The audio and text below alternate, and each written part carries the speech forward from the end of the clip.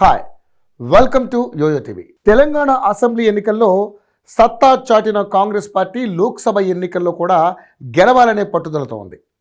లోక్సభ ఎన్నికల్లో విజయం సాధించి తద్వారా కేంద్రంలో అధికారం సాధించడానికి ఒక్కో ఇటుక పేర్చాలని ఫిక్స్ అయింది తెలుస్తోంది.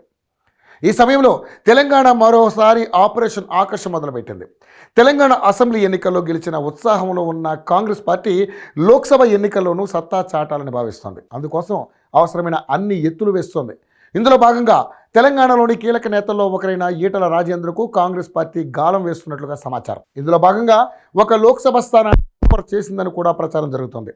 ఇటీవల జరిగిన అసెంబ్లీ ఎన్నికల్లో సొంత నియోజకవర్గం హుజూరాబాద్తో పాటు కేసీఆర్పై పోటీ చేసిన గజ్వేల్లోనూ ఈటల ఓడిపోయిన సంగతి తెలిసిందే.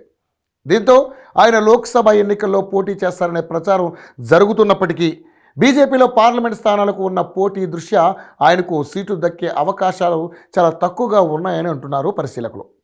ఇదే అదునుగా ఈటల మంచి సీటును కాంగ్రెస్ పార్టీ ఆఫర్ చేసిందని నెట్టింట ఒక ప్రచారం అయితే వైరల్గా మారుతుంది. రాబోయే లోక్సభ ఎన్నికల్లో తెలంగాణలోని 17 స్థానాల్లోనూ కనీసం 10కి తగ్గకుండా గెలవాలని కాంగ్రెస్ లక్ష్యంగా పెట్టుకుందని అంటున్నారు. దీంతో బలమైన అభ్యర్థులను వీలైనంత వరకు స్థానిక అభ్యర్థులను బరిలోకి దించాలని ప్లాన్ చేస్తోంది. ఈ సమయంలో కరీంనగర్లో గతంలో ఎంపీగా పోటీ చేసిన పొన్నం ప్రభాకర్ ఇటీవల అసెంబ్లీ ఎన్నికల్లో హుస్నాబాద్ స్థానం నుంచి గెలిచారు. అనంతరం మంత్రి పదవిని కూడా దక్కించుకున్నారు. దీంతో కరీంనగర్ లోక్సభ స్థానానికి కాంగ్రెస్ పార్టీ ఇప్పుడు కొత్త అభ్యర్థిని నిలబెట్టాల్సిన పరిస్థితి నెలకొంది. ఈ నేపథ్యంలోనే కొత్త అభ్యర్థి కంటే ఈటల రాజేందర్ అయితే బాగుంటుందని, గెలుపు సులువు అవుతుందని కాంగ్రెస్ పార్టీ బలంగా నమ్ముతుందట.